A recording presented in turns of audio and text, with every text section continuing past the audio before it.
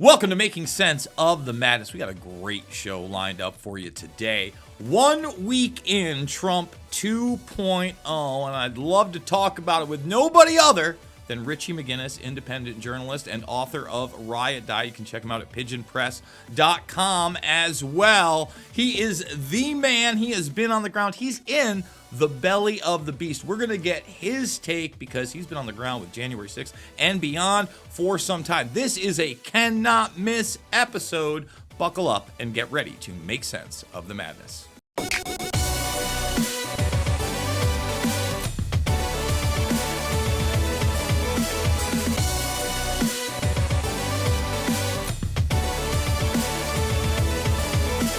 And we are back. Richie, first of all, thank you so much for being here. First week's over. Thanks for having me. Here's the deal. You know, I run with the black pill crowd a lot. In fact, right after this, I'm doing a panel with the likes of The Last American Vagabond, my good friend Derek Bros, Steve from Slow News Day. I don't think Whitney Webb's going to be there, but she's part of the group. Corbett is part of the group. And I'm sure they're going to be excessively critical of the Trump administration and in this first week. And look, that's there. But with these same people, some of them directly and some of them like them, I have continually heard the debate there was no difference between a Trump and a Biden 2.0 or a Harris. And I said, no, there are tangible, real things. And I'm sorry, he delivered big time this week on those tangible, real things. Mass pardon of J6 does not happen under a Democratic administration. That's a tangible, real thing. That's for sure. You think Ross Ulbricht is getting out of jail? No. I was at the Libertarian Conference in D.C. about 6 months ago, and it was very interesting because they were handing out free Ross signs. And actually, I didn't even have tickets to the event. I didn't have credentials or anything. And I just was waiting in line. I was like, hey, can I get some tickets? And they were like, who are you? And I was like, oh, well, I was at January 6th, but I went in and followed everybody in because I don't trust the feds to tell me what happened. And the Libertarian was like, here you go. Here's a ticket.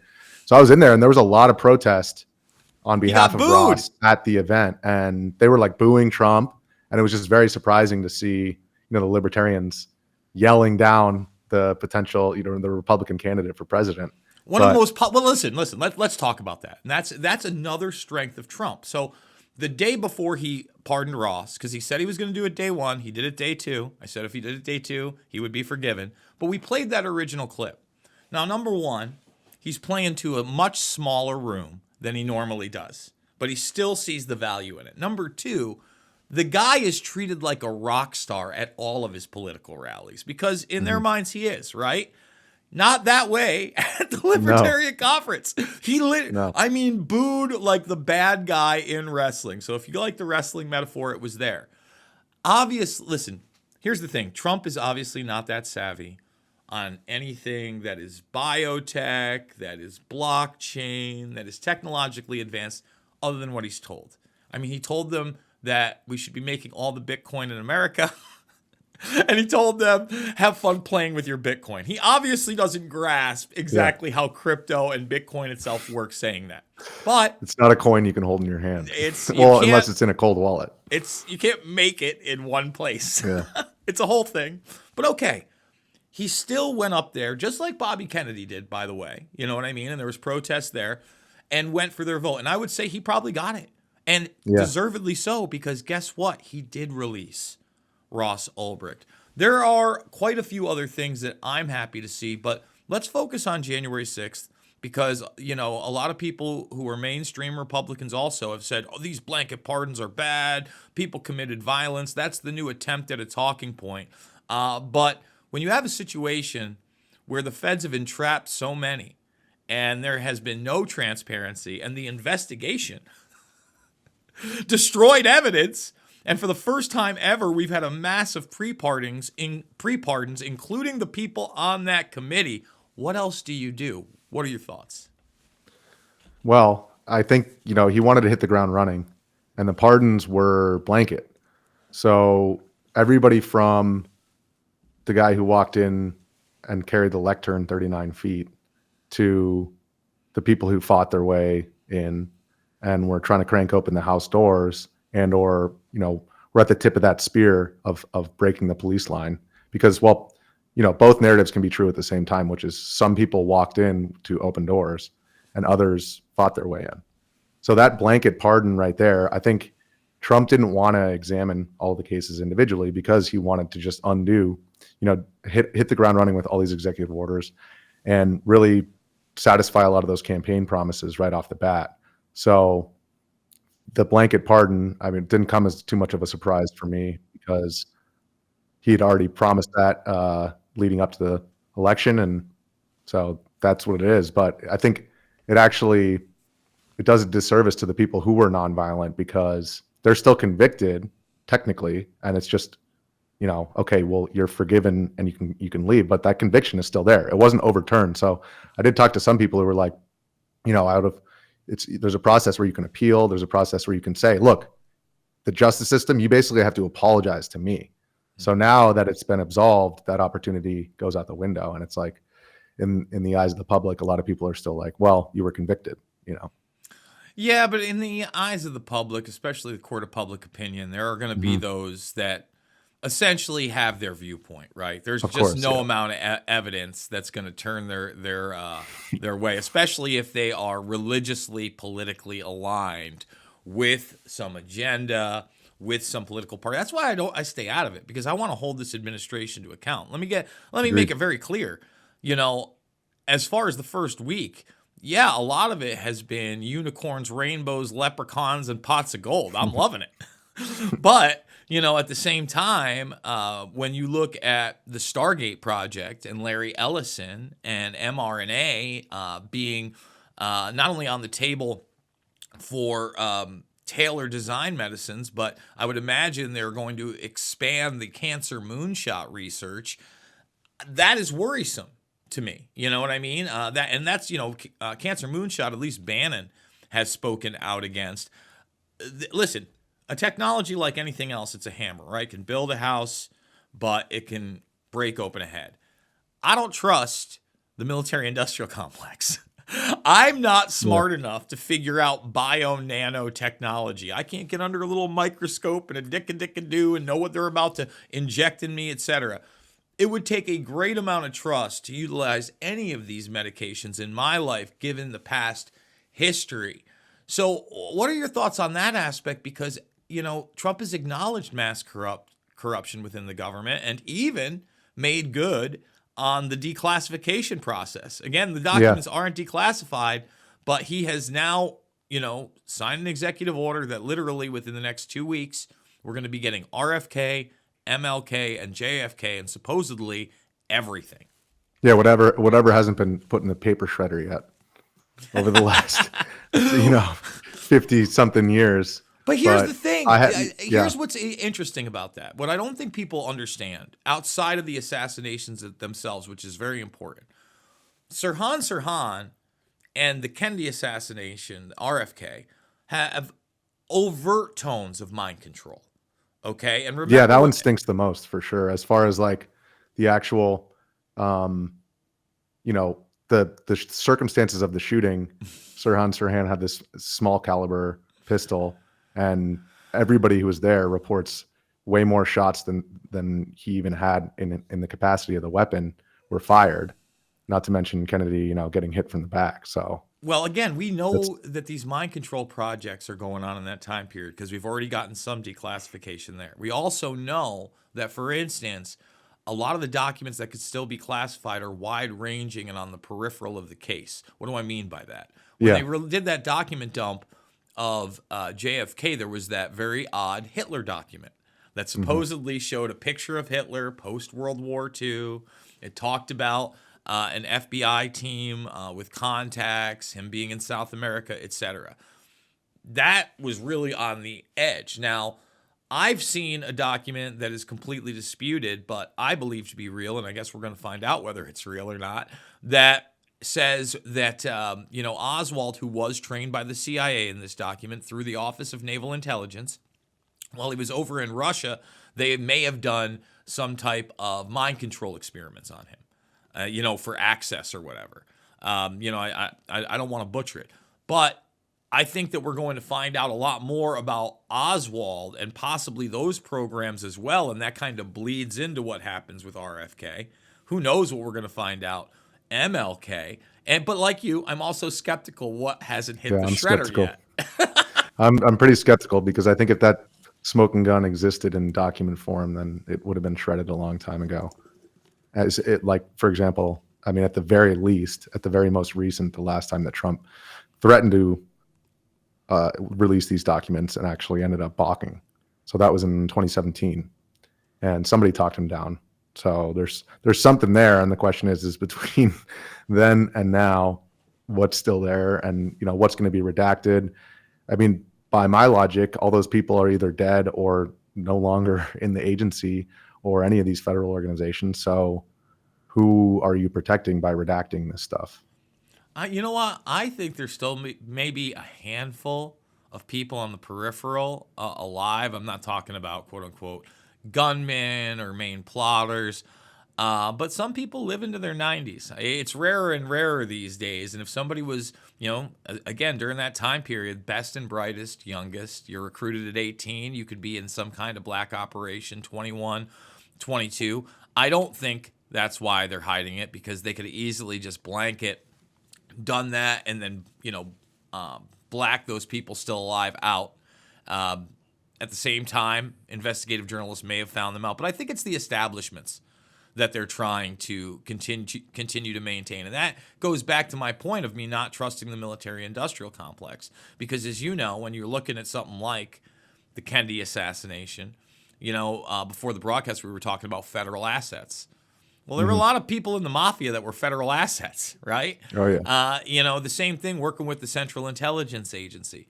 And then when you look at programs like MK Ultra, it's not just academia, right? We know about McGill University and depatterning, but it's what eventually morphs into big pharma as well, Yeah. and these pharmaceuticals. So, I don't know that this system is ever to be trusted again unless we do get that blanket declassification. One of the assassinations during that time period that we didn't get talked about, Malcolm X. I'd like to see that too.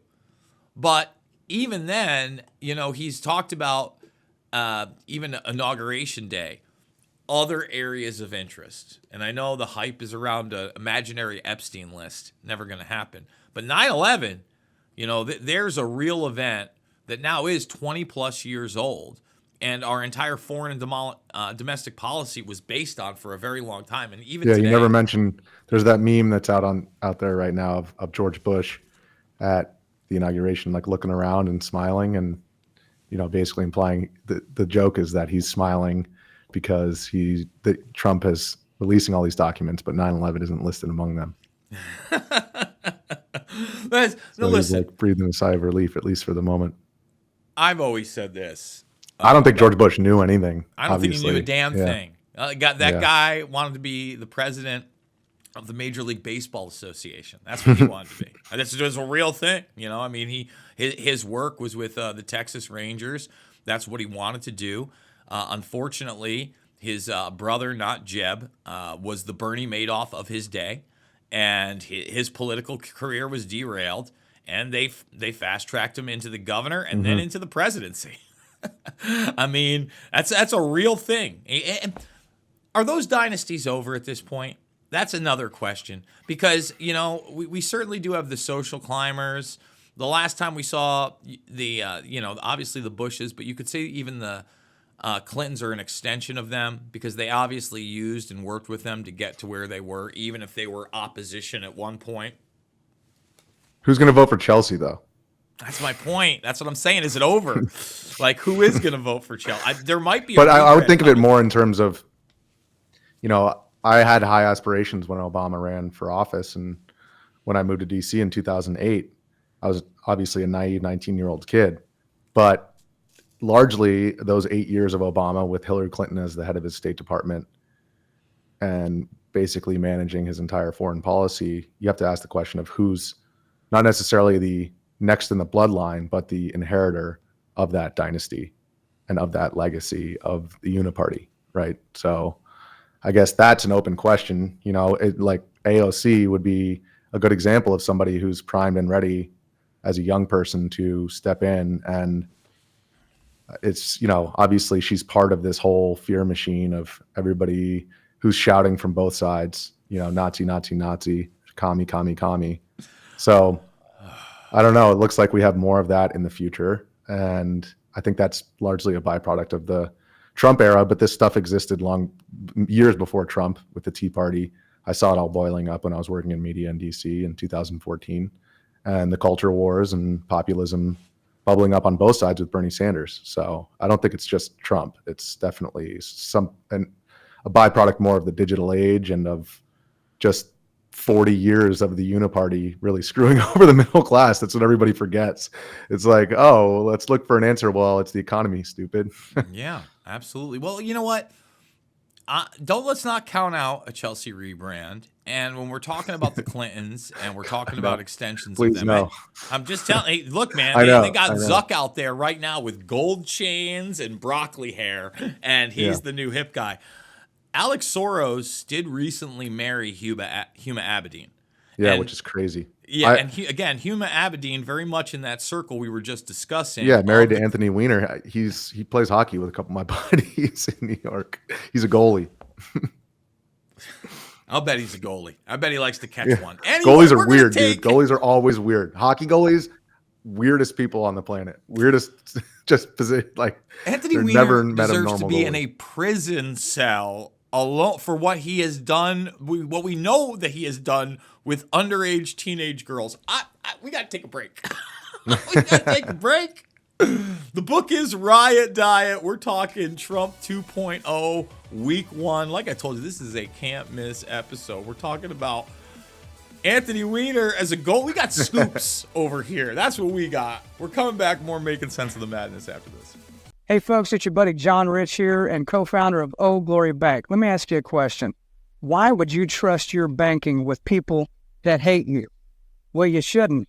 We're building a freedom economy, and now we have a pro-America bank. It's called Old Glory Bank. Check it out at oldglorybank.com and open yourself an account today. Old Glory Bank is a full-service, FDIC-insured online bank with business and consumer banking and customers in all 50 states. It takes just 8 minutes to open an account at oldglorybank.com. Vladimir Putin will remain in office until 2036.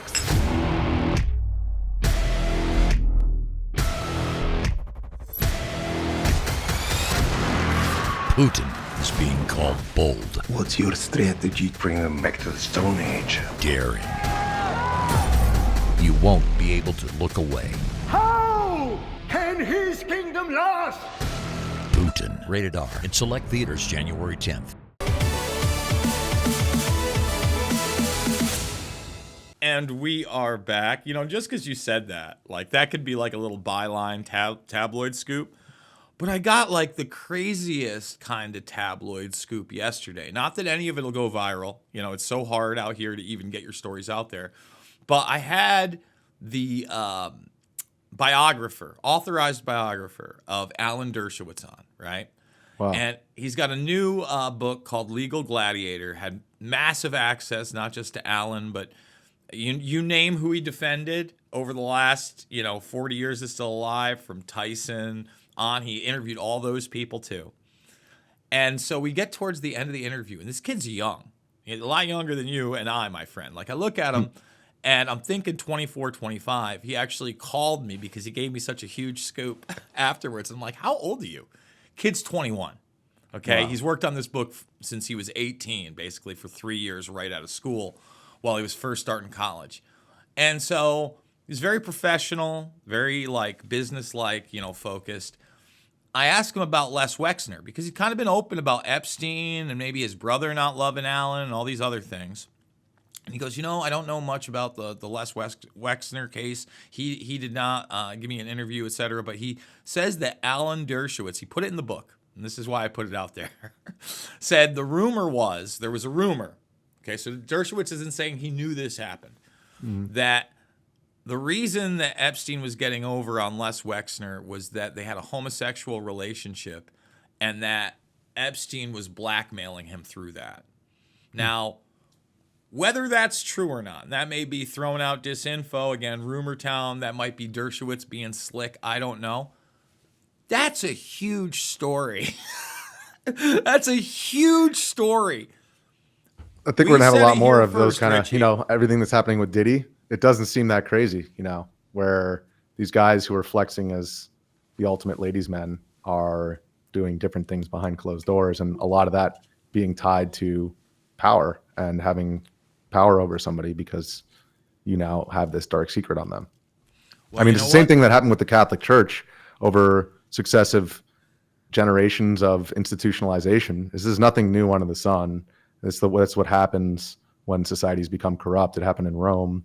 It happened in Greece. It happened in Persia. It's like you could keep going down the list. It's like depravity comes with imperial success. So Well, I mean, you know I what? hope Just we have a because, rebirth. Maybe it's possible. I'm hoping so. America's different from the rest of the empires. I definitely think that. that's a good question. I do think we're different because, I hate using this word because it's been butchered, but we are kind of culturally diverse because we're so big. States, and that goes. Absolutely. Well, you travel, right? Culturally Like, and ethnically, and thank I you. think and religiously, and it's an experiment, and that's part of what the book captures is like, okay, this is like people get, either America's great or it was great or America was always evil, and you can't admit the sins of your forefathers and also accept that this is the best place. Like I do that, but that's rare, I think, in this day and age because everything is so polarized.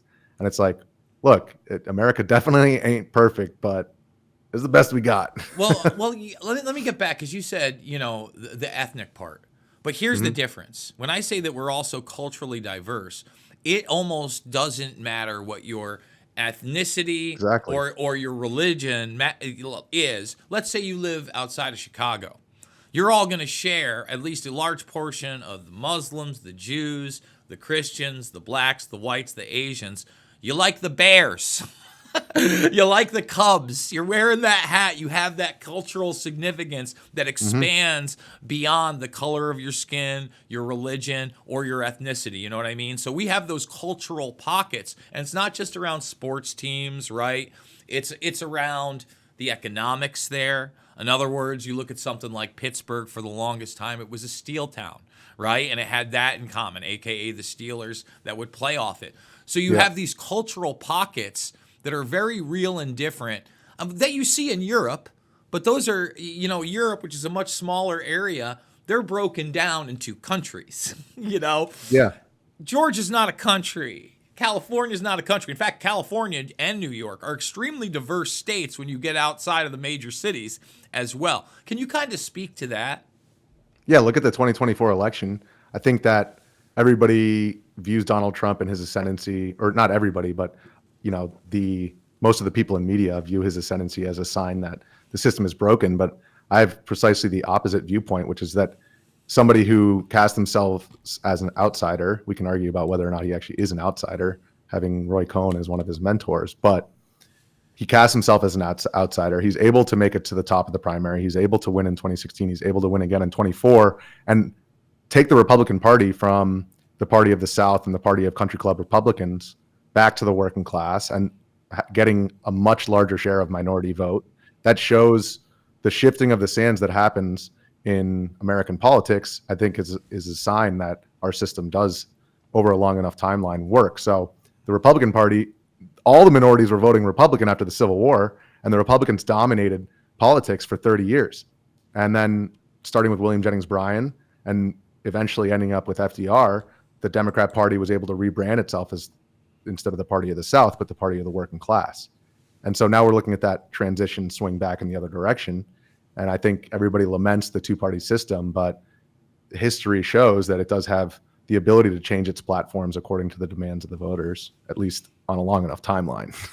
Well, look, I think that, you talk about the uniparty.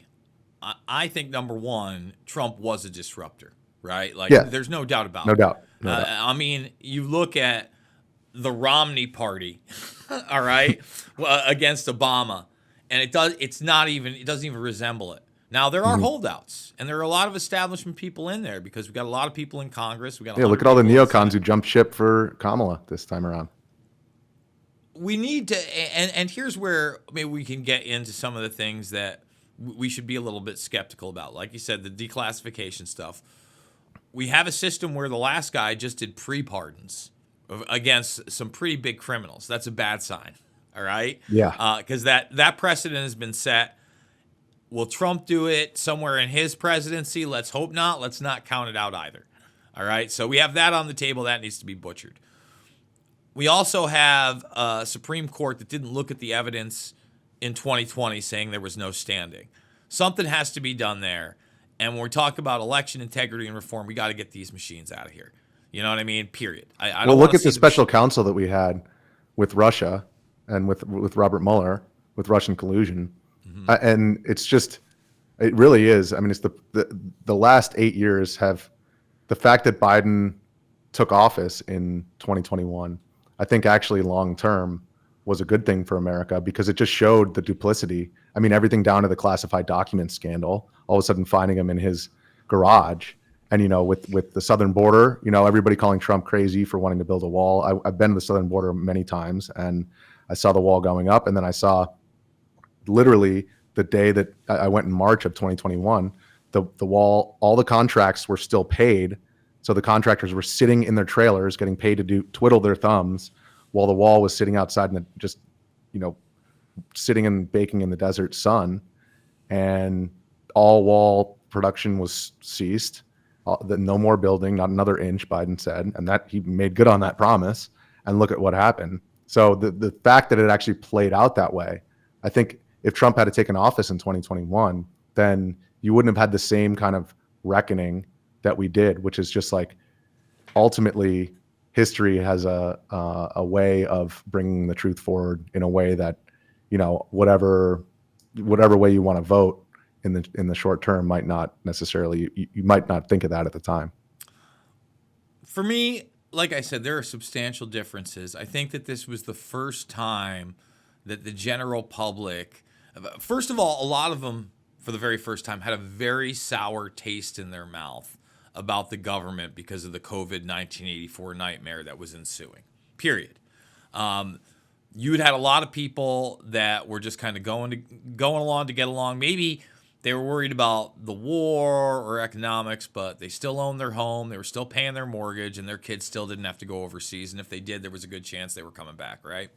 So not as mad. But when you started shutting down all these small businesses throughout the country, you really made people irate. When you started saying, hey, you're going to have to take this, even if you don't want to take it, to go out to eat, to have a job, etc., people really were over the top. Yeah, you get this. You get some riots. That's what you get when you do that. Well, and then you install a dementia patient, all right? Because, I'll say it. I sure think they stole the damn election. I mean, you look at the fact that 10 million votes disappeared from 2020 to 2024. I know, the mail-in ballots and blah, blah, blah. I support anybody who wants to ask those questions because they were allowed to be asked in 2017, for 4 years. I think Kerry won in 2004. People forget how long that was dragged out for. Yeah, and I think Kerry won in breathless 2004, Richie. Listen, yeah. We got big problems. That's why we got to get rid of the damn machines, right? How do we have accountability if we don't have a paper ballot with a real signature on it? Like, even when I went to vote in Iowa, right, they got the damn machines that I'm signing on. That's not my signature. No, I did paper in D.C. Yeah. I'm like, they're like, do you want paper or electronic? I'm like, paper, please. It's like when they ask you paper or plastic at the grocery store, like paper. The funny thing is, I've got the paper when I'm actually filling it out, like after I sign my name, but nowhere on the paper ballot do I sign my name. It's the weirdest thing. They give me something that's already etched out in the top with like my digital signature on it. So I want a paper ballot that I actually sign. Okay, let's start there. I want voter ID. We got to get that done. Reasonable. I mean, that's it. Like I think it's pretty damn reasonable. And the ability to audit it after the fact and eliminate votes that are not valid that may have gotten through, which will absolutely happen. I still think that we had problems in local elections. I have a really hard time believing that, say, Carrie Lake can't get in there twice. She's a really popular figure, and the other person can't go to their sports stadium without getting booed out of the house. It's not a great sign. I mean, think about Joe Biden when they tried to roll him out to one Major League Baseball game in the beginning of his presidency. The Washington Nationals, booed out of the house. Never again. Never again. Trump's going to be cheered everywhere. Like, well, that's look what the they did with reality. Kamala too. You know, they pulled Biden at the last minute, in my estimation, specifically so they could bifurcate, so they could bypass the entire primary system. And obviously, we saw some tipping of the thumb on the scale with Bernie Sanders and the WikiLeaks emails in 2016. So, but again, over a long enough timeline, people start to figure it out, and they're like, "Wait a second, I didn't pick this person." And you did that back in 2016, and it only takes, you can only step on your electorate for so long before they're like, "Wait, what is it you've done for me?" You know, if you look at cities like Baltimore and stuff, like, people have to start asking the questions of like, "Wait a second, what is it you do here?" Little Office Space humor. We're going to take a break. We're going to come back. I want to ask the question whether or not the Democratic Party can have that moment that the Republicans are having right now. Look, I don't like buying into the new golden age, et cetera, but a lot of people are bending the knee, at least jumping the ship in some way or another. Back with more Making Sense of the Madness after this. Attention business owners and entrepreneurs. Patriot TV is launching a brand new TV series showcasing American-made products, and your business could be featured. Whether you sell your products online on Etsy or Shopify and dream of reaching millions of viewers on smart TVs like Samsung, Sony, TCL, and LG, or apps like Roku, Android, and Apple TV, this is your chance. We're searching for US-based businesses offering all types of products and services proudly made in the USA. If you've ever wanted to showcase your products on TV like QVC or the Home Shopping Network, now's your opportunity.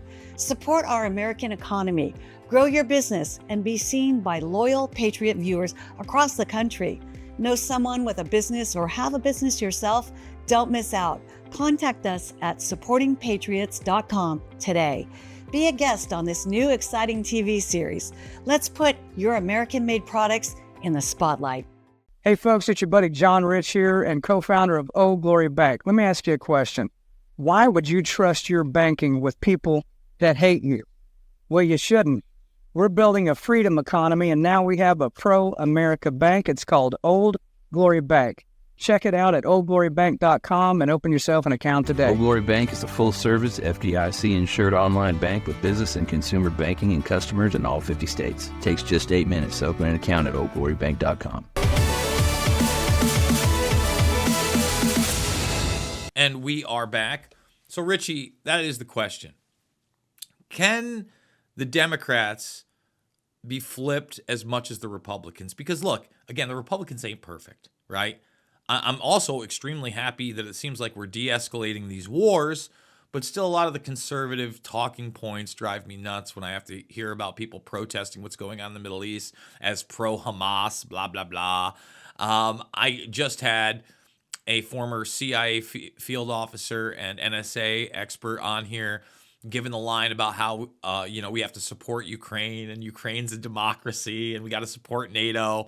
And I'm like, oh. Yeah, and if you're anti-foreign war, then you're pro-Putin, right?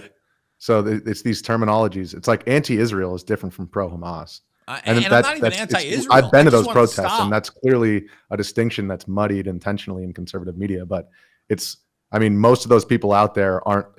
Some of them certainly are supporting Hamas, but most of them are out there because they feel what's going on in Gaza is a humanitarian crisis, right? So that's not pro-Hamas. Maybe we just don't want dead people in the Middle East everywhere. Maybe we don't want Lebanon popping off or Iran popping off. Well, I lived in the Middle East and I studied Arabic for 4 years and Middle Eastern history. And in studying it, I realized we ain't fixing that. So maybe I'll go back to America and work on that instead because, Obama promised to pull all the troops out of Iraq by 2010 in an op-ed in the Washington Post in 2008. And I was hoodwinked by that, totally hoodwinked by that whole message of we're going to change our foreign policy abroad. And I guess Trump is really the only one who we've seen at least Biden did try to pull the troops out of Afghanistan, but that was a complete disaster that basically capitulated all of, similar to what we did in the Chaz. Well, I feel like what now happened in in Seattle. Hey, let's just abandon it and just give it over to these guys, yeah, this but lawless in band. retrospect, you look at that move, and now you see what happened in Syria. How many of those weapons they used in that last push in Syria came out of Afghanistan? That's a real question I have. You know what I'm Syria saying? is a whole nother. Well, that's what I'm saying. Maybe it is a whole nother, or it's more of this disruption in the Middle East. I mean, Well, I was about to say it's part of the same agenda, which is you'd rather have the devil that you know in these power vacuums in the Middle East because it gives you an excuse to continue to project your power there. So if you have the Taliban running around with AKs and, they don't know how to fly jets and they don't know, it's the same thing in Syria. They'd rather have a bunch of obviously dangerous Islamists, but dangerous not to the extent where they're the Iranians and they're using centrifuges to make nuclear material. Or have an Air Force, or have a Navy, or have those type of things. And again, you look at who they just put in power in that last push. This is a guy that was captured by the United States and in an internment camp, and then part of al-Nusra and al-Qaeda.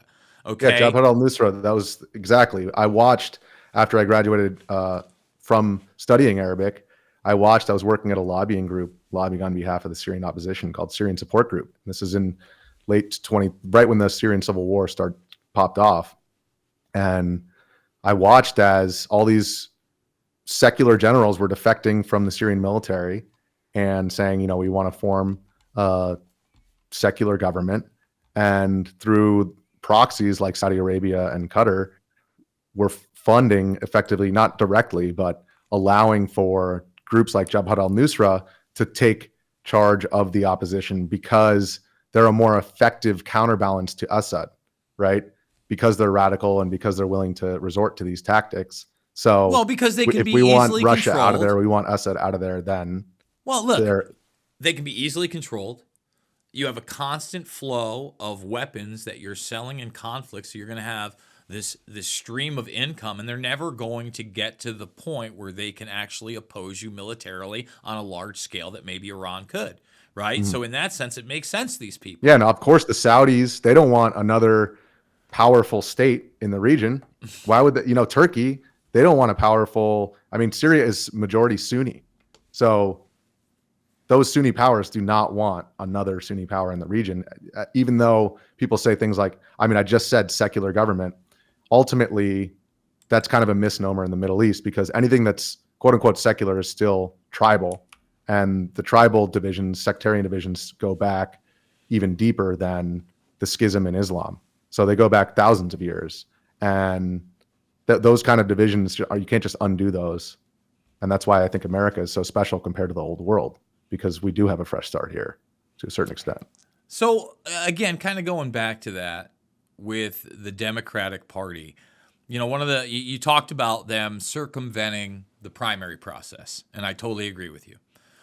Yeah, in other words, if they had let Kennedy run as a Democrat, he would have done the same thing or something similar, in my opinion, that Trump did to the other candidates, at least the mainline ones. I'd argue, people like Rand Paul held their own but didn't really have the time to expand upon their message. But people like Ted Cruz, et cetera, those, run-of-the-mill Republicans, he dominated them. RFK Jr. would have done the same exact thing to everybody they put up there, from the Amy Klobakars to the Elizabeth Warrens. It would have been embarrassing, right? Whether or not Tulsi Gabbard jumps ship at that point and runs again, if she's not on the stage, there's nobody on the stage. And really, if she's on the stage, that might be a plus, because then you have an actual ticket of RFK Jr. and Gabbard, or Gabbard like when she RFK. eviscerated Kamala during the, and Kamala was like polling lower than anybody on that stage, and then they brought her in as the, diversity, whatever term they're using these days, because it's not DEI anymore. No. Well, here's the thing. Now Tulsi's DNI, right? And it looks like it's going to be RFK Jr. HHS, which is revolutionary. That could have disrupted the party on every level. So maybe they were willing to take the L in the presidential if they couldn't fix it. Looks that way, right? Because they didn't want anybody coming in for that primary process. In the next 2 to 3 years, is there anybody that can pierce that party, get on that stage? It doesn't matter if they win or lose, if it's Republican 2.0, but disrupt that party enough, because I don't see anybody in Congress or the Senate right now. It ain't going to be Hakeem Jeffries. It ain't going to be any members of the squad. They may want AOC, but boy, she doesn't even know what she's talking If they about. want AOC. Yeah. Is there, an Andrew Yang in a rebrand? Maybe I mean, there's look a at possibility. what Trump did with the younger vote, right? So they need a counterbalance to that. They need somebody who appeals to the younger audience. I think, like Trump came from outside the radar, that would be, Mark Cuban. I don't think would actually be able to succeed because he's a white guy. He doesn't satisfy their current, where the Democrat Party currently is as far as, identity politics. So I don't really, over the next 4 years, I think AOC is the answer that I can see on the landscape. What about Dave Chappelle? I don't think that's necessarily, that would be wild. That would be wild. I mean, if we're really talking outsiders and somebody that I would pose has some genuine bones in his body, some common sense. I mean, he doesn't live in the Hollyweird machine. He's got his family out in a rural town in Ohio. He's not afraid to challenge the current norms and be controversial. He's not afraid to upset people. I don't think he's bloodthirsty, right? He's talked now several times about how, you look around and all of a sudden it's your generation that has to do something. He backed that Democratic candidate in the midterms where he went around with him and toured with him. That's a disruptor, Yeah. And Trump's as much of an entertainer. Now, Chappelle doesn't have billions, but probably got a couple $100 million. Or the kind of like managerial acumen, I guess you would call it. Like Trump has always claimed that, like in books like Art of the Deal, he talks about his big real estate empire and he's the guy running it. So I guess that would be the question. But I agree. I think any of those outsiders, whether it's somebody who's just throwing a wrench into the machine like RFK would have done if he hadn't been prevented from getting anywhere near the Democratic machine, I view that as a positive because there is an aspect of creative destruction that's happening in our political landscape right now where you do have to kind of come up with new ways of doing things because the old ones are just not working anymore, right? So it's not that the old paradigm is being torn down so much as looking elsewhere for people to build something that's different. I could see, and listen, the reason I said Chappelle is because I think he's a genuine human being, and I can't think of, you mentioned Cuban. The reason we mentioned Cuban is because we've seen him so many times, not only just in the media and on the news, but he's got the Shark Tank show. Right? Yeah, he's not tweeting as much after the election. Certainly that's for not. sure. I could see The Rock trying, but I think that too many people, as many wrestling fans and Holly weirdos there are out there, Hollyweird's being destroyed as we speak. You know what I mean? There's already been a huge cultural shift away from a lot of that. But now that LA is really burned, I think that there's actually going to be a shift in the way films are going to be made, the centralized studio system. I think a lot of that is going to change as well. So I don't know if he's a viable guy. I don't think he has the cultural acumen, IQ to make it through like these debates. That's why I think Chappelle is interesting and comedians are interesting because you have to be so deeply ingrained in the culture and the places where culture, is totally paradoxical or is totally hypocritical, right? So the fact that Dave Chappelle has that awareness, I think he would crush it on stage. And even just to see him on stage would be incredible with all these buttoned up Elizabeth Warrens of the world and be like, what was that, Pocahontas? Doing what Trump does, but from the Democratic side. And I do think that the Democratic Party needs that kind of shock to the system because it doesn't look to me like that gravy train is changing tracks anytime soon. And if you could find somebody that was like an heir to Bernie Sanders, that went around as a vice president, that would go a long way. And like you said, it's not just the acumen, it's being quick on your feet, right? And comedians are quick, man. They do that crowd work, like you said, quick with a back snap. I think he is interesting. Let's hope we don't have to get there. I mean, I would love to believe.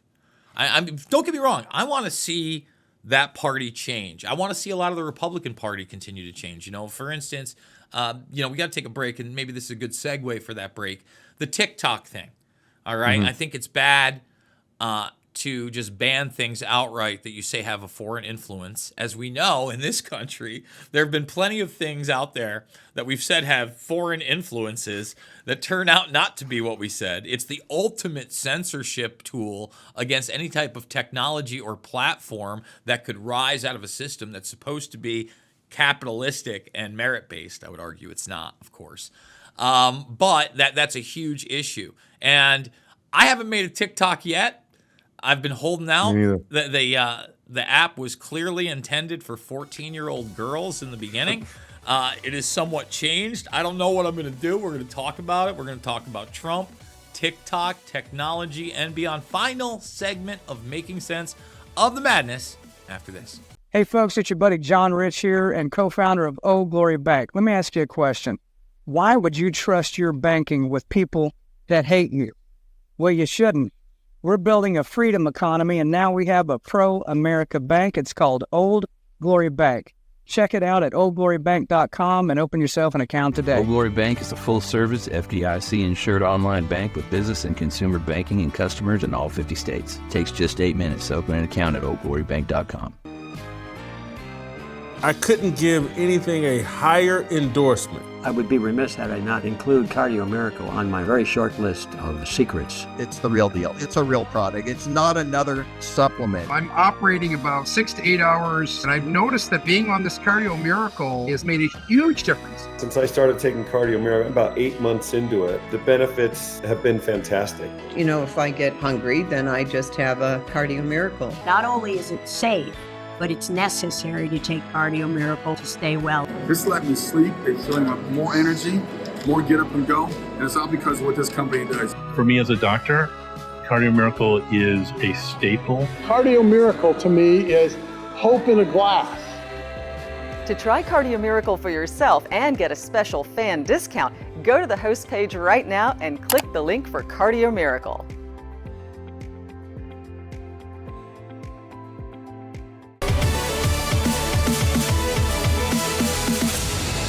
We are back. TikTok with the author of Riot Diet.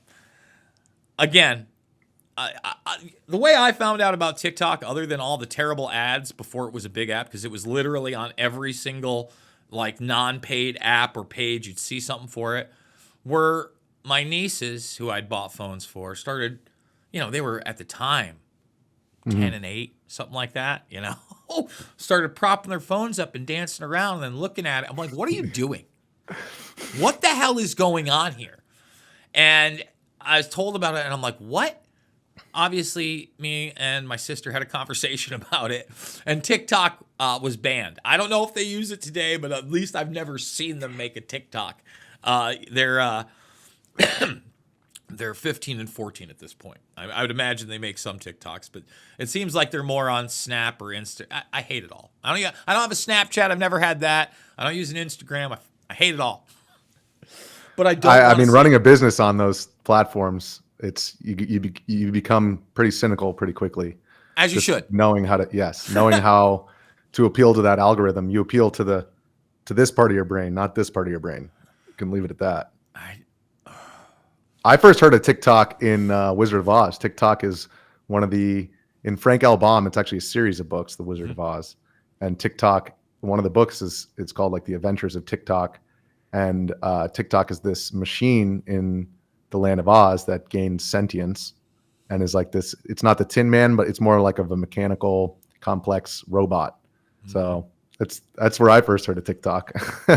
Was that in the scary mind control sequel, Return to Oz? That robot wasn't TikTok? That one is wild. Yeah, that's probably, I guess you're right. I actually didn't even watch that because I didn't want to get propaganda. Oh, have you never read watched all the it? Books. Went, for people that don't know, I actually went to that as a kid, not because the way they played it up, I think it came out in 86 or 87. It's like Wicked now too. Well, they played it up as a sequel to The Wizard of Oz, which it kind of was. But if you actually watch it, they literally strap her down in a mental institution in the very beginning of it and do mind control on her. And then all the characters that are doing the mind control in the hospital are in Oz. in this new Oz. And I've done big breakdowns with it. Me and Jay Dyer have gone into it. You can watch some of the breakdowns of it. But if you've never seen Return to Oz, I'll have to check it out now. Because I've read all the books. They put it out as a kids movie, bro. And yes, TikTok is absolutely in there. It's not the Tin The Man. movie is crazy too, because the book itself, Wizard of Oz, was written by Frank L. Baum during William Jennings Bryan, or right after his populist movement that got him at 36 years old, he was a dark horse candidate who won the nomination at the DNC. So the yellow brick road is the gold standard. Dorothy's shoes in the book are made out of silver. They're not red. They just did that because that was one of the first color films. They're silver. That's the silver standard. And the Wizard of Oz is William McKinley behind the curtain. But he gave this famous speech that got him the nomination. Do not crucify the American farmer, the American worker on this cross of gold. Because his argument was the gold standard was making it impossible for the average small businessman to get capital. And he wanted to switch to the silver standard.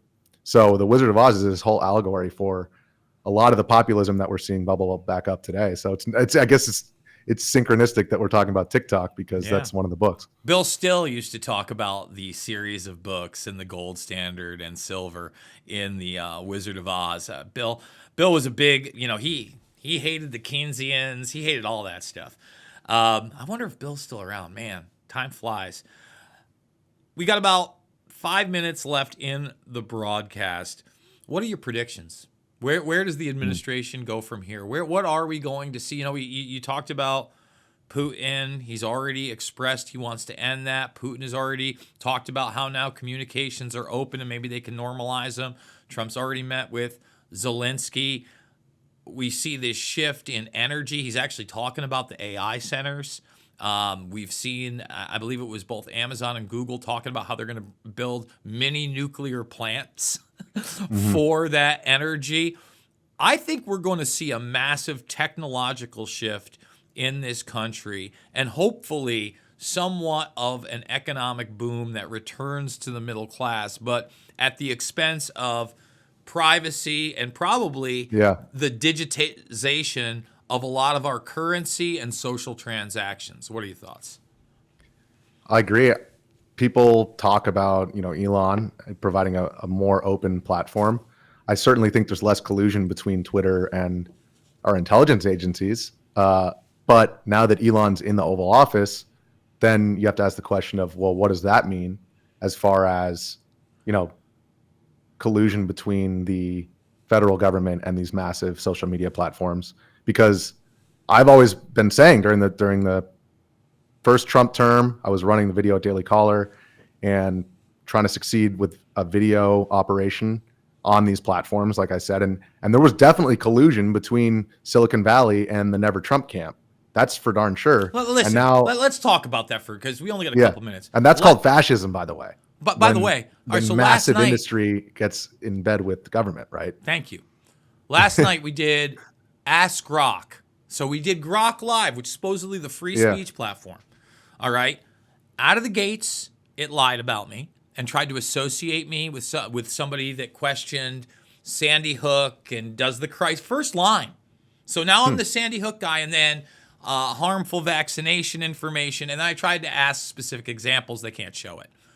What it does good is when I talk about the fact that Google has military-industrial complex contracts with the Department of Defense and NASA, especially in artificial intelligence and quantum computing. They have the FDL lab. I mean, they've had it for years. They've partnered since 2006. Isn't that a conflict of interest when censoring material on YouTube? It gave me an extensive thing where it completely agreed. Of course. So do we have free speech? That's a great question. That's a great way to end on it. The more that AI polices it, the answer is no. And what you just said about Grok not being able to, coming out with those accusations and not being able to support them. I asked Grok, draw me, and it literally made me look like a fat dude from Greece. I'm not a hairy guy, and it would look anything like me. I have thousands of videos and photos of myself on my Twitter feed, but it just goes to my avatar, which is kind of from far away. So it only uses that surface level photo, and it doesn't have that real deep research that it claims is there. And so when your platforms are getting censored by these AI bots, you have to ask yourself of how deep are they delving into these issues and how nuanced is their, censoring of different forms of speech. So it is might just be garbage coming from the in, other side now. garbage out, bro. It's what are they programmed to do? What are the algorithm rails? What have you already been categorized on through other algorithms they're stealing from?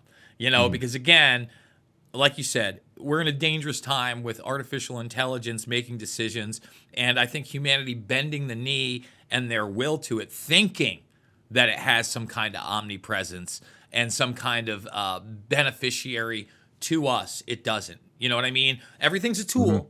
You can use it to do types of research. I wouldn't have it. I don't. No, everybody asked me, like, didn't you use like ChatGPT to help you write the book just for summaries and stuff? I'm like, no, I went to the Library of Congress and I read books, physical books from the 1800s. And I read the way that they wrote about history back then.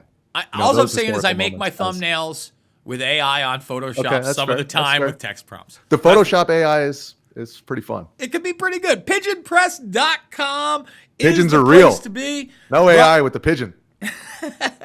Riot Diet is the book. We have run out of time. Richie, come back as soon as you can, man. I love talking to you. Always a great time, especially if you're on the ground. You know the drill. It's not about left or right. It is always about right and wrong. I absolutely love you guys, and we'll see you on the flip side.